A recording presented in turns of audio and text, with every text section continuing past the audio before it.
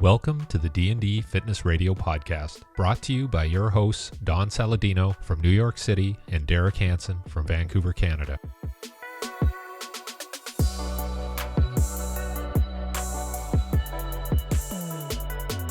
Great. So Beth, you're an author, but you're also a chef. Yes, that's right.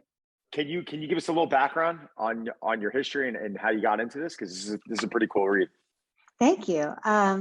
After I studied journalism in college, and then I went to, when all my smart friends were in med school and law school, I went to culinary school, and I spent a long time going back and forth. I started in kitchens and restaurants and hotels and stuff like that, and then I kind of transitioned back into journalism and wound my way through a number of different subject areas before I landed at a women's service magazine and became the food editor there. And so for the last 15 plus years, I had been working in magazines, writing about food, editing and assigning stories about food, and also developing recipes. And all at the same time was happening simultaneously was kind of my personal journey around what was going to work best for me health-wise. And all of that converged with Carnivore-ish. So can you explain what is Carnivore-ish? Like, because you read the title, you hear carnivore, mm-hmm. and everyone, most people know what the carnivore diet is, but what is Carnivore-ish? Are you against vegetables? Are you for vegetables? Are you against fruit? Are you for fruit? What's going on? So I am not against any food, but the idea of Carnivore-ish is that most of us, if you ever read any stories about what to eat in the mainstream media, they all tell you to fill your plate with vegetables, and then meat should be, if you eat it at all, should be like a condiment, a tiny little thing at the corner of your plate. And Ashleigh Vanhouten, my co-author, and I both feel that the opposite is true, that you should start with a healthy portion of animal protein at the center of your plate, and then fill it in with vegetables and fruit and other foods that if they agree with you. Like, I personally don't really eat grain, but if whole grains agree with you, then fine. So it's basically the idea that a different approach to healthy eating is to put animal protein at front and center of your plate.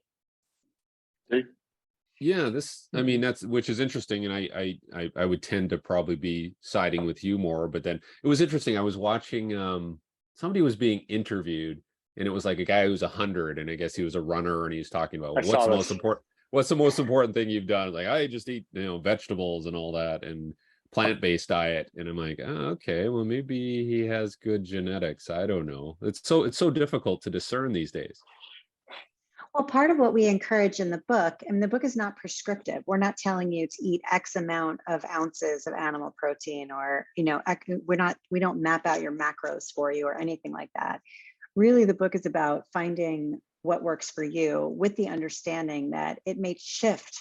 It may shift day to day. It may shift, over the years as you transition through different stages of your life. If you're a woman, it's going to be different if you decide to, become pregnant or whatever, or go through menopause. So the idea is more to, if your body is pushing you toward a more animal protein centric approach, as mine did, to embrace that and not be afraid of it, and kind of to ignore the messages that tell you that there's one way to eat healthy and it's plant-based, which I'm sure is true for some people, but I think for the vast majority of people, it probably isn't true. It is very, people tend to look in one direction, right? And just like Derek, it was so funny that you brought up that individual, because I think it was on the Rich Roll podcast? I think so. Someone sent me a clip of this guy, and he was 100, and he was basically like, listen, I'm 100, and he was joking around. He said, I'm probably number one in the world in my age class for running, right? And I thought that was really cute. But there's so many factors here that like most people aren't really paying attention to, right? Like, they just hear him saying that he's gone plant-based at 60 or 80 or whatever that number was. But what were his habits before that, right? Like, how was he eating? It's how much was he drinking alcohol? What was his stress levels? Was he working a job? in his 40s, 50s, and 60s that was incredibly stressful? Like, did he end up making money later in his life where he was able to just try and start to relax and pay a little bit more attention to quality of life? And I think if there's anything that bothers me in the fitness industry, I'm sorry, let me rephrase that, in the wellness, the health and wellness industry, because this is one big picture, right? It's that, people will turn around and they'll take specific beliefs. It's like politics nowadays. It's like, you can't have an opinion, right? You gotta it's like, if you speak your opinion, it out of nowhere turns into this fight, right? And not to rant, but going into that Game Changers movie, when they turned around and they took those firefighters and they're like, oh my God, we put the firefighters on a plant-based diet, and within X amount of weeks, they lost a combined, I'm making this number up, 100 pounds of weight, and they dropped their body fat by the 30% combined. Like, these guys went from drinking beer and Tostitos and Doritos and completely terrible habits. Yeah, if you put them on an organic carnivore-ish diet, I bet they would have seen similar results. But what people aren't paying attention to is not the immediate change. What's going on years later, right? Like, when someone goes on a plant-based diet, do they have healthy bones? Are they rupturing tendons and ligaments? I'm just throwing stuff out there. Like, they're not really looking at, they're looking at the immediate, how does someone feel within the first few weeks to few months? They're not paying attention to what's happening over that span of time. They want to look at a guy who's 100 years old and say, oh, well, he's 100 eating a plant-based diet. It must be. Well, how many people have lived to be their 100? My grandmother and her 4 sisters all lived to be the ages of like 96 and 105. They had a scotch every day. They ate animal protein every day. They had olive oil. They cooked with fresh ingredients. They had some vegetables, et cetera. So who are we paying attention to here? You're so right about that. And the other question that I would ask is, the example that you gave with the firefighters, because they lost X amount of weight, if they're not eating any animal protein, how much of the weight that they're losing is muscle? Exactly. And firefighters need, we all need muscle, but certainly firefighters need it. People don't pay attention to the word muscle. Muscle, they think of as being like, I'm getting big. Muscle is body armor. Muscle is resiliency if it's put on properly. My other grandmother fell at 83 years old, and she was frail. She was becoming a bit unhealthy at that time. And I think she had a bit of, she had Alzheimer's, and I think at that time, a bit of dementia. And she fell and she was frail. And when she hit the ground, her elbow shattered. And when they went into surgery, a surgery that should have taken whatever the number is, 3 to 4 hours, ended up taking like 6 to 8 hours. She was under the needle, right? Like, muscle is body armor. We start looking and we start hearing these terms, and in all fairness, no one knows what it means. Oh, muscle, I don't want to get muscular. I'm like, well, you're in your 70s and 80s. You better have some muscle on your body, because when you fall, or when you, God forbid, take that spill, we better make sure that you have some body armor, in your body. And by turning around and eliminating animal protein, is that really going to help us put on muscle, Beth? Really, right? No, absolutely not. And every time I hear a woman say, well, I don't want to get bulky, I'm like, are you kidding, man? All I do is pound steak and lift weights, and I can barely get my little baby muscles to pop the tiniest bit. Good luck getting bulky if you're a woman. Hey, Beth, do you have like preferences in terms of types of animal protein? This is the first question. An example is, we got a puppy, and the breeder said, well, don't give it chicken, give it raw food based with the other proteins, right? And but also, is there any preference in terms of how you prepare them, in terms of how much you cook them, and all? Those are things that I'm curious about. That's a great question. So I think the best thing to do is to get yourself, just as we are encouraged to do with vegetables, to get ourselves a variety of different vegetables. I think the same thing is true with animal protein.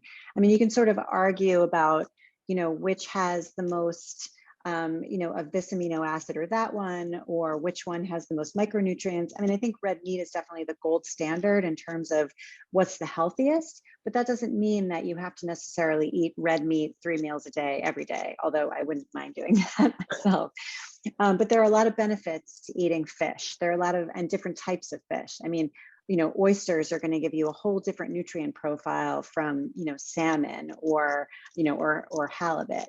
Lamb is going to offer you different types of nutrients than beef, and bison, and all different types of game meats offer lots of different benefits. So aside from the fact that, I'm a chef, so from a culinary perspective, you definitely want to eat the most variety you can, just because it's the most fun and the most delicious. But even from a wellness perspective, a wide variety is also going to be better for you. And if you think about like the way our ancient ancestors ate, they ate what was available, and that was most likely a variety of things based on where they were in the world and what season it was, and all of those types of things and what they could get. So I would say, the more the variety, the better. And I always encourage people to try and break out of their comfort zone. If you really, really like chicken, try cooking duck. If you really like beef, try cooking lamb, and start with things like, if lamb seems scary and it's certainly expensive. So if that's a factor, start with ground, and just make some lamb burgers. And then, then move up to like a lamb shoulder, which is really inexpensive, and you cook kind of low and slow. So you definitely can't mess it up. And then once you feel comfortable, then you can, splurge out and buy yourself some expensive lamb chops and cook those. So sorry, it's a long answer to a short question, but yeah, well, I was going to variety. ask you, like, seafood is one where I think some people still have some issues, like trying to get into more of a seafood diet. And then you hear things like, well, heavy metals and now plastic. And so that, I'm sort of like, oh, okay. Do you have any recommendations around choice of seafood? I had when we were out at the baseball game, one of my friends said he had crab one time 20 years ago, and he had a huge bad reaction. And now he has not had crab or lobster since because of that. So there's those types of things I hear a lot too. So it's sort of two separate things. So if you have any sort of sensitivity to fish, then I recommend getting yourself to an allergist and having it checked, because any sort of food sensitivity, it may be mild, but it can get more severe over time. That sort of thing can change, and you definitely don't want to have any sort of anaphylactic reaction. It can literally endanger your life. So if you've ever had any sort of bad reaction to seafood, I would have it checked. And just because you're reactive to one doesn't mean you'll be reactive to another. My husband is allergic to shrimp and crab and can eat lobster all day with no problem, and can eat all kinds of mollusks. So you never know, and you definitely want to make sure you avoid the things that are not good for you, but you don't want to close off things that might be just fine. In terms of mercury and other heavy metals and plastics, you're better off eating smaller fish than larger fish. So that's why, for example, in the tuna family, and there's lots of different types of tuna, something like a skipjack tuna is going to be better for you than albacore. Or if you eat a smaller fish like mackerel or anchovies or sardines, those are much smaller fish. So they just literally have less time in their lives to be exposed to heavy metals. And then the way they're caught also can have an effect on the sustainability of them. So you can go to I'm blanking on the name, in California, the big aquarium, the Monterey Bay Aquarium. If you go to their website, they have a whole shopping guide for what fish are better for you than others. And also talk to your fishmonger or the fish person running the fish counter at your supermarket. I mean, if you have a dedicated fishmonger, that's the best, because they really know the most. But even in your supermarket, the person at the fish counter should be able to answer those questions for you.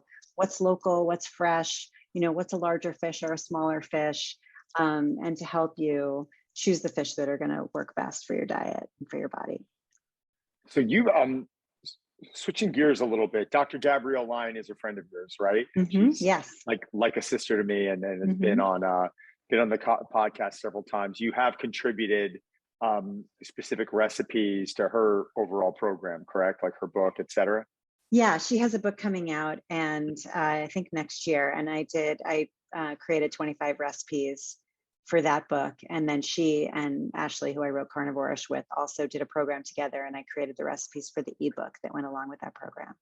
What I think is most refreshing about this book is when you flip through every page, whether it looks like something, you know, that would be healthy, or something that might be a little like a clean cheat, I'm going to call it, because nothing in this book is unhealthy. Everything is very nutrient dense, right? Like every page, when you go through this, you can tell that you're rotating carbohydrates, you're rotating vegetables, you're rotating proteins.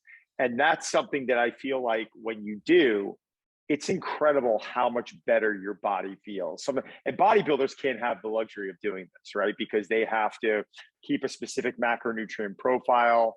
And if there's too much deviation off of that, it's going to become a little bit difficult. So I'm not talking about bodybuilders, but I'm talking about from a digestive standpoint, someone who's bringing in an array of micro and macronutrients, different foods, different textures, you know, different profiles. And I think that's an area that most people aren't thinking about. They're just thinking about the protein, carb, and maybe, you know, the fat.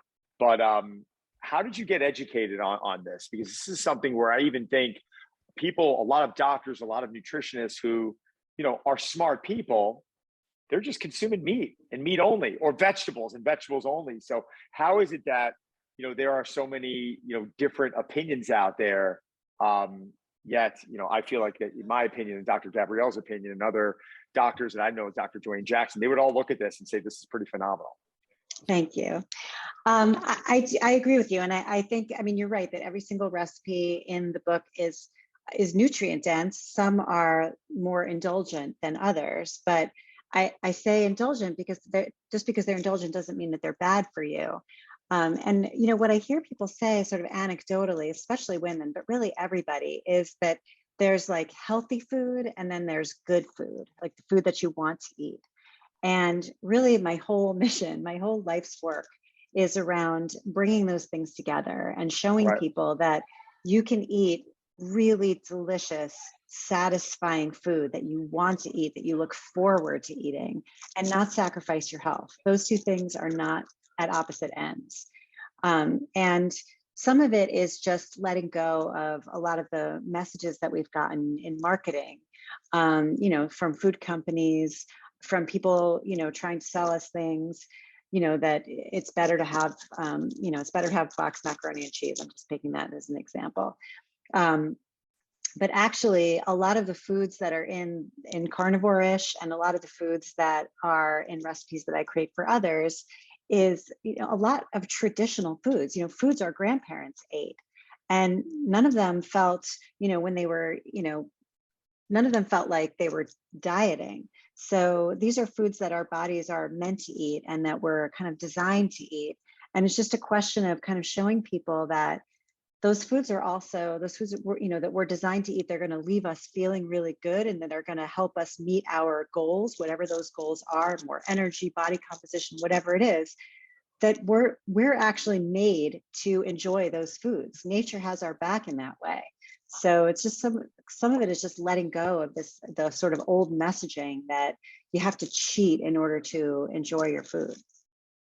Hey, Don and Beth, both of you guys can probably answer this. Has anybody done that in terms of like a periodization of your diet and how to rotate certain things? And maybe it's seasonal, you know, based on your location as well. That would be pretty interesting if you could come up with like a process of pushing people to try different things, but also there's maybe a physiological reason why you would do it, or you know, I'm just Beth, I think chefs are automatically doing that, right? Like they're like seasonal eating. Like when you speak to a good chef, a buddy of mine owns a few restaurants in the city, and I did a walkthrough. His name's Matt Abdu. I did a walkthrough his kitchen with him, and we were just talking about. I was impressed, one, how clean his kitchen was, and the food quality. So I was noticing that he was using really high quality olive oils. And I was like, well, where do you get your meats from? Where do you get your vegetables from? He's like, no, I go down to the farmer's market. I was like, interesting. And I'm like, what do you, how do you adjust seasonally? And he's like, well, there's certain seasonal vegetables or seasonal fruits or whatever it might be that, you know, might be a little more ripe, or I'm explaining it incorrectly, but he really plays to the strengths of the seasons. And I think some of these restaurants now, one thing that I see that's changing is they're using higher quality food. Like some of these restaurants are going in and you're seeing names, whether it's true or not, but you're seeing that they're shopping from farmers market, or they're claiming that it's farm to table, or they're claiming that it's grass fed. Even the preparation of the food, when you eat a meal, how it's prepared, how you feel. Like you can eat something and say, wow, okay, that was, that just feels right, or that was a bit heavy, right? So what's your opinion on the direction that a lot of these restaurants have been going in? And to Derek's question, I mean, I'm all for it. I mean, obviously, as a chef, and also as somebody who is, involved in communicating to people about their health, those two things go hand in hand. And once again, nature gives us the message by, you eat tomatoes in the summer when they're fresh and they're in season. That's a whole different tomato than the sort of crappy one that you get in February that just doesn't taste like anything. And that's because we're meant to be eating those foods in season. I was talking to Kate Kavanaugh, who's a farmer. I was actually on her podcast recently, and she was talking about how she just naturally eats more fruit in the summer than she does in the winter. And it's like, well, if you look at it, there's a lot more fruit that's available in the summer, and it's sweeter. And so we're meant to be eating those, and we sort of crave those lighter foods in the summer, right, when it's hot. So and again, this isn't true for bodybuilders, because obviously they're trying to fit a precise program. But for the average person, it's okay to enjoy a peach in the summer. But why would you buy that? Why would you buy the peach that's coming from Chile in the winter? And I came from magazines. I worked in magazines for years. And every time I would see, I'd come to a shoot and somebody would have like blueberries on the set, to garnish something. And it was a winter issue. I was like, what are you doing? It just looks so wrong to me. And in terms of resources, Derek, that's a really good question. I mean, I'm sure there are resources out there to guide people around what to eat in season. I'm not sure of anything off the top of my head, but I would say that to look for sources that talk about ancestral health and ancestral eating patterns, because that's the sort of type of information that's going to get you. It's going to talk to you about seasonality. And you can certainly search online for, put in the search box like where you are and then what's in season, and plenty of lists will pop up for you. And shopping in farmers markets. I mean, chefs do it. There's no reason we can't do it as well.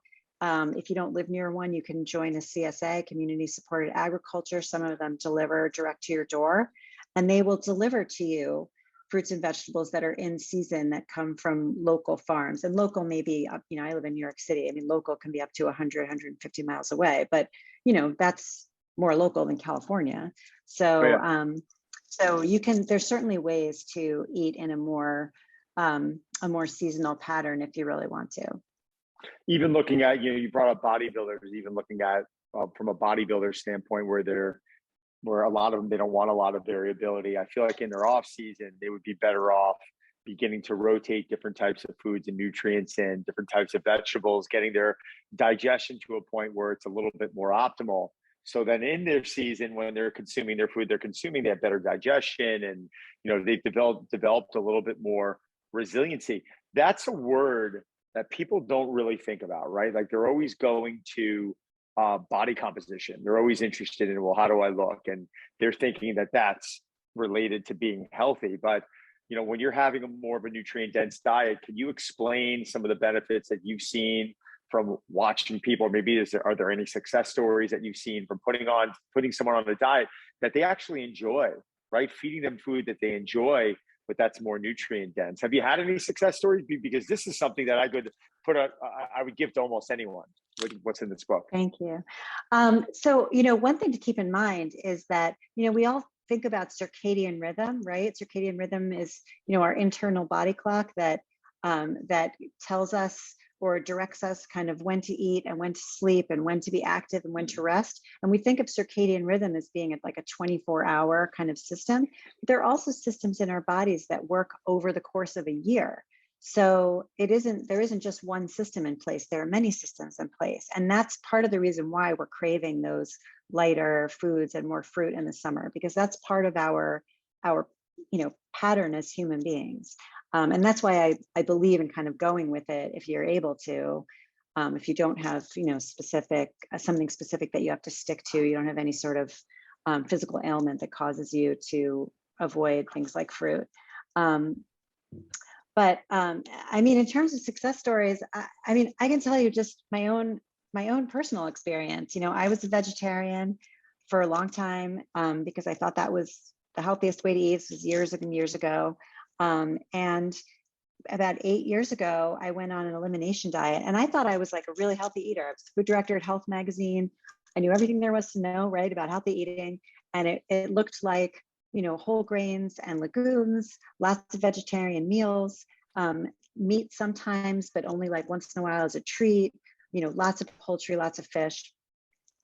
I went on this elimination diet just kind of, for work as kind of an experiment. And I had years and years of stomach issues, undiagnosed. I had an ulcer, but other than that, just like lots of problems. And on this elimination diet, it was pretty straightforward kind of elimination diet. No grains, no legumes, no dairy, no sugar, no caffeine, which hurt. And literally in the space of 2 days, decades worth of stomach problems were gone. And I've always been a very energetic person, probably annoyingly so, but it was like 1,000 times more. Like I felt like I could just run all day.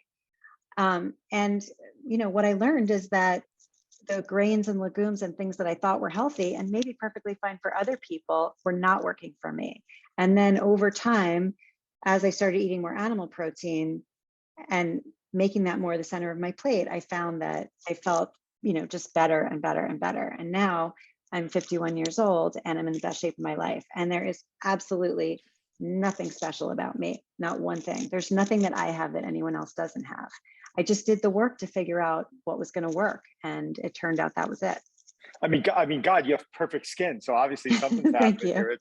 That's a really awesome. And I was laughing because Dr. Gabrielle was just calling me, which meant, her ears must have been ringing.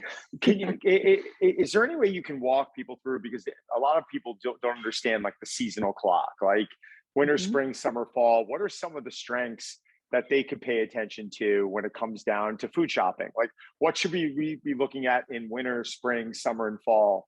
That might be like, fall and winter, I might be doing more bone broths, but are there any other things that you can give seasonally? Well, so you always hear people say that they crave those like rich, hearty foods in the the fall and winter when it's colder outside. So looking at that through like carnivore-ish lens, I would say that's the perfect time to break out your Dutch oven or your slow cooker and get those big kind of tougher cuts of meat. Get your beef chuck roast and your pork shoulder. And cook those things low and slow. You get some broth out of there, but you also get the connective tissue, and you get those like rich, hearty dishes. And it's often people saying like, "Oh, what I really want is like a big bowl of mac and cheese," or something like that. But I think what you'll find is when you let yourself have those like stews and soups and pulled meats and things like that, you will satisfy that craving without, the sort of heavy carbs and cheese. And of course, there's a place for carbs and cheese, but in terms of like, foods that are going to really leave you feeling good and energized, and that are going to help you with your body composition goals and help you build muscle and all of those important things. Those are the times that you want to turn to like that nice braising. It makes your house smell good. Roast a whole chicken. And then, roast a whole fish. I love a whole fish. And then in the summer, when you're grilling or you want to cook things quickly because you don't want a lot of heat. That's a good time to get those sort of smaller cuts, things that are going to cook more quickly. Maybe you get more into poaching, which is kind of a low and slow stovetop method. And you can, something like a poached salmon or a poached chicken, you can eat hot or cold. So especially with protein, there's just endless ways to prepare the foods that are going to work for the season and also for the thing that you're craving the most. It's interesting. Steve? Beth, what's your position on eggs as like a protein source? And that always comes up where it's like, oh, eggs are great or eggs are bad for you. And I know I like creating like omelets and different things to get some protein in. So I'm wildly pro egg. And I know eggs are poor eggs. They're so controversial, but I think, you know, there's been so much fear around cholesterol, unfounded fear around cholesterol. So I absolutely love eggs. If you've never tried duck eggs, they are amazing. You can sometimes get them, Utopia Hen sells them, and I sometimes see them in supermarkets. I'm not affiliated with them, I'm just a fan. But so I think eggs are fantastic. The one thing that you have to remember with eggs is that they, a regular like large egg has 6 grams of protein. It's very high quality. You know, eggs, aside from protein, are full of nutrients, choline, which is something that's not so easy to get, and other nutrients as well. But 6 grams of protein is, you know, is a relatively small amount. So even if you're eating, you know, I think a lot of people will have like 2 eggs for breakfast. And that's not, yeah, it's not enough. Yeah. So if you are like me and you're aiming to get more like, you know, 25, 30, 40 grams of protein, it's a good idea to think of eggs as one component and then to get another protein source with it. Just because most of us are not putting away 6 eggs at breakfast. I mean, if you are, more power to you. But so think about how you can combine eggs with other protein sources to get yourself a complete meal. An egg is also a great thing to add if you're having a salad with some protein on it. You know, add an egg to it to make sure that you're getting, you know, enough protein. So it's great also in other meals as a supplement. I also love eating eggs for dinner. My husband doesn't, but well, breakfast for dinner is awesome. Breakfast for dinner is amazing. Or even an egg, you know, even something like I'll make like an egg foo young or something like that, which is, you know, great to have for dinner. But just make sure that when you're eating eggs as your protein source for a meal, that you're supplementing it with some other protein source to get you where you need to go. It's interesting because Derek, I started hearing the cholesterol myth around 20 years ago. Rob Yang, who was a Czech practitioner, and then Dr. Peter Rouse, you know, they started, you know, arguing that, well, cholesterol on certain people, high cholesterol on certain people is bad because of the forms of meats that they're consuming and the triglycerides that are coming with it. But they started kind of getting in my head about, well, you know, cholesterol could be great for hormone function. And if it's a clean source of protein that has some cholesterol with it, is that always a bad thing? And I just think we respond differently. I've seen people recently who have just completely changed up their sources of animal protein, but still get probably even more protein and more fat and more cholesterol, but their numbers have dropped significantly because they switched up the sources it was coming from. And, you know, that's why, again, I think it's very difficult. If you take, you know, I'm working with someone who's 500 pounds right now. And if you take that individual and you look at their blood markers and you start seeing that they're elevated levels, all right, is that from the steak he was eating? Was it from the fact that it was, you know, or maybe processed foods he was having with the steak, or sugar he was having with the steak, or maybe the fact that the steak wasn't grass fed? It's like, what are we looking at here? And I feel like this is a big problem. It is very difficult to be able to determine, you know, that person right there who has high cholesterol, it came from X, Y, or Z. Because there's such a, you know, there's things that are hereditary, there's the health history, there's who knows what their activity level is, who knows what their stress level is. Yet we want to look at these numbers and say, oh, they ate steak, high cholesterol, that's bad. Steak is bad. And I feel like this is, if you're asking me what is one of the changes that you're going to see happen in wellness over the next decade, I bet it's this, because it's complete nonsense. And at a certain point, people are going to figure it out. And at a certain point, they're going to start exposing, you know, these individuals who claim they were healthy for a short period of time, but what's their health really like in the long run? I mean, I think what you're saying is true. And also, you know, cholesterol, I'm not sure if this number is completely accurate. You'll have to double check me, but something like 70 or 80% of the cholesterol in your body is made by your body. Right. And different people respond to dietary cholesterol in different ways and in different amounts. So you may have somebody who eats tons of animal protein and their cholesterol is considered normal. And you can also have people who don't eat a lot of cholesterol-rich foods, whose cholesterol is high, who respond to any tiny little bit of cholesterol in their diet. Plus, I read somewhere that like half the people that are sent to emergency rooms with a cardiac event have considered normal levels of cholesterol. So I think this whole tie between cholesterol and heart disease, I mean, I'm not a doctor, but it seems to me to be pretty tenuous. And even the cholesterol numbers that you get from a sort of standard panel doesn't really give you a lot of information. Like what are your particle sizes? Do you have like nice, light, fluffy, particles, or are they hard and dense? I mean, from my understanding, that's two completely different things. And that doesn't show up in just your straight HDL and LDL numbers. So I think there's a lot more information that you need. If you're told you have high cholesterol, I think even well-meaning doctors often like the sort of response to that is, oh, let's put you on, Lipitor or whatever. But I just feel like stop eating eggs or stop eating whole eggs, right? Yeah. It's like, yeah, and there's a whole range of things that you can do before you get there, because the fact is those drugs have tons of side effects.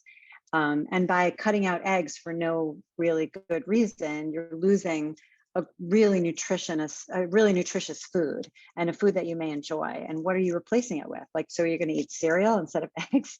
Like that's a terrible choice. So I just feel like, we've been sort of sold this bill of goods about cholesterol, and we really have to be much more critical in our thinking around it. Derek, anything else? Yeah, as a chef, I'm curious as to your position on things like supplements, and if you feel that somebody should shore up their protein intake with some sort of protein supplement or anything else that you've come across where you're like, okay, that seems like a good idea. So, again, I'm not a doctor, I'm not a medical professional, and I'm not a supplement expert. What I will say is that even the healthiest eaters among us, it's incredibly hard to get all the nutrients that you need from food these days, because for one thing, we're not eating the variety of food that our ancient ancestors ate. And also our soil has been depleted of nutrients. So you look at something like magnesium, 50, 100, 200 years ago, there used to be a lot more magnesium in the soil than there is now. So even if you're eating like all organic vegetables and grass-fed meat and all of that, you still may not be getting what you need. So I think the best thing to do before you start buying expensive supplements and kind of self-experimenting is to get your blood work done and find out really precisely what nutrients you need, and you can kind of go from there. I do think supplements can be great, but I think that they're a tool that you have to use wisely.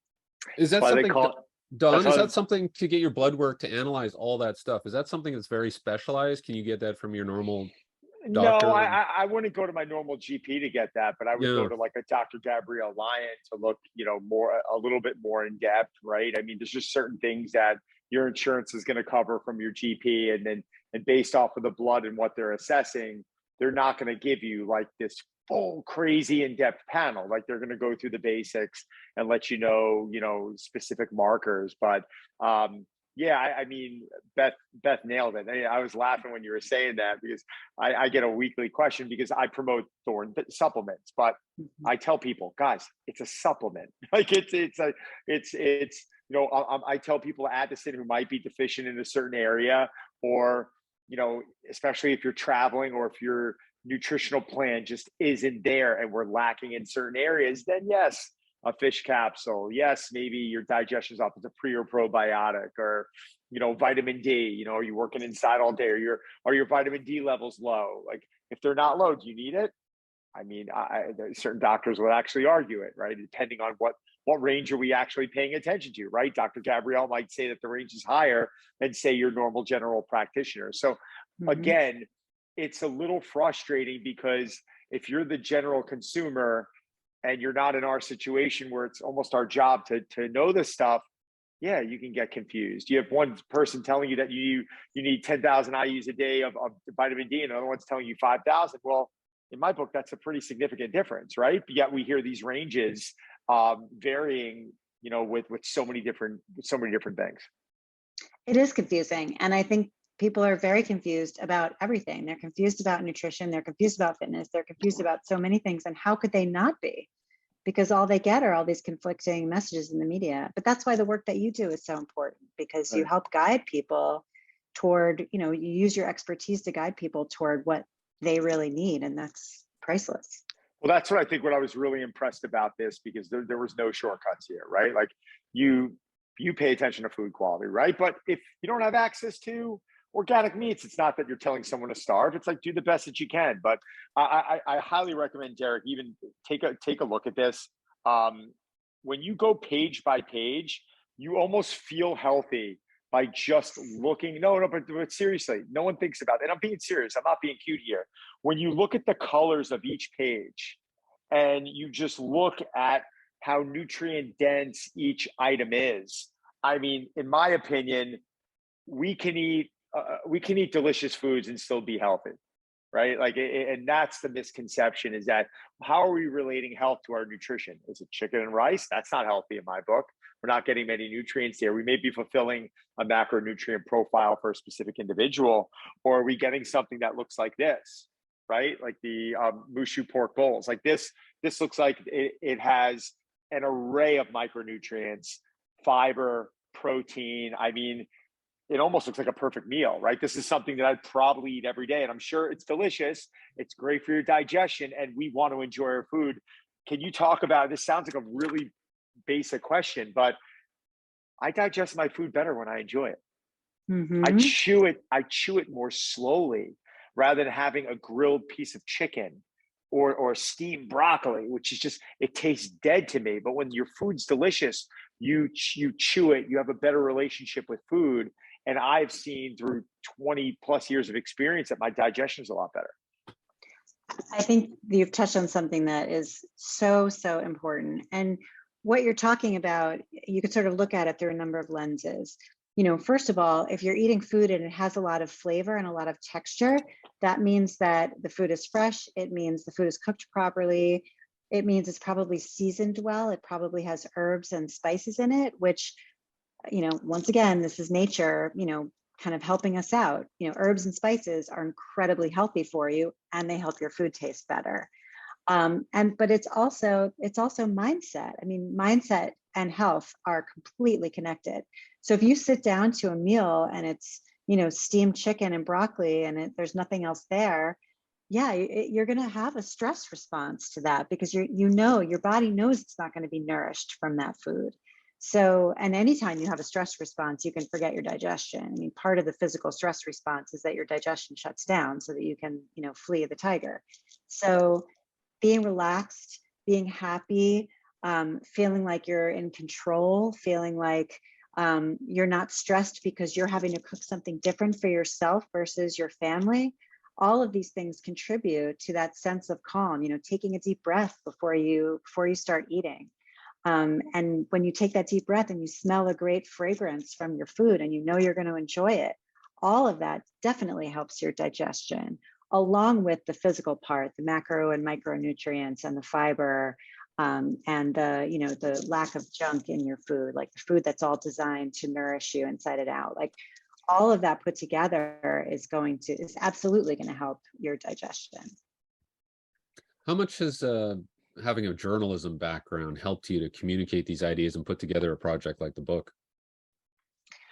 I mean, I think it's helped a lot. I mean, I really enjoy writing. And so that part, writing a book is a challenge, obviously, but I don't find the writing part, the sort of mechanics of writing, to be difficult. So I feel like that helps a lot.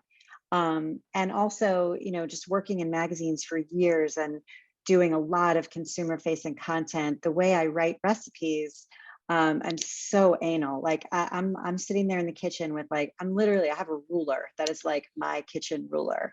And if I tell you something is cut into 1-inch cubes, it's because I sat there with a ruler and I measured it and I weighed all those burger patties to make sure. But that's why the recipes work, because I'm a total nut when it comes to being precise around those things. And all of it is wrapped up in being a journalist and being detail oriented. I don't know which came first, the chicken or the egg, but I think being a journalist and having to be precise about those things, it goes hand in hand with being precise as a chef and a recipe developer, and then communicating it. Like I said, I find writing, to not be a difficult process mechanically, and I enjoy communicating with people around the subjects I'm passionate about. So, and I think just like with food, when you enjoy what you do, it comes across in the product. So Ashleigh and I both really enjoyed working on the book, and I hope that sense of happiness, joy, and levity comes across in the book as well, because we really want people to enjoy it and to use it, to feed their families. And there's recipes in there for like a Wednesday night, but there's also recipes in there for like holiday meals. And we really want it to be the kind of book that like sits on your counter, you splatter stuff on it, you write in the margins, something you really use. Well, again, I was pleasantly surprised by going through this. I know I definitely want to meet Ashleigh. I've heard her name for a while in the industry, and I hear great things about her. So when you speak to her, maybe mention her, and I'm going to try and get her on the podcast as well. But thank you for coming on. Can you let everyone know where they can find you, social media handles, etc.? Yeah, sure. Well, thank you so much for having me. It's been really a pleasure talking with you. Thank you. The best place to reach me is Instagram, and my handle is kind of funny. It's cookiepie0402. Give her a follow, Derek. I'm following her already. Cookie I want to see you pie. following Cookie Pie. Cookiepie0402. Cookie Pie is what my mother called me. I love it. Oh. Very, very sweet. And 0402 is an important date to me. So I always have recipes up on there, and cooking tips, and I try to be fun and inspirational. So that's the best place to get me. Beth, we appreciate your time. We'll let you know when this launches. We'll be promoting it through all of our platforms. And again, really great to meet you and have a nice conversation. And let's do this again soon. Thank you so much. Thanks a lot, guys. Beth. Thanks, Derek. Take care, buddy.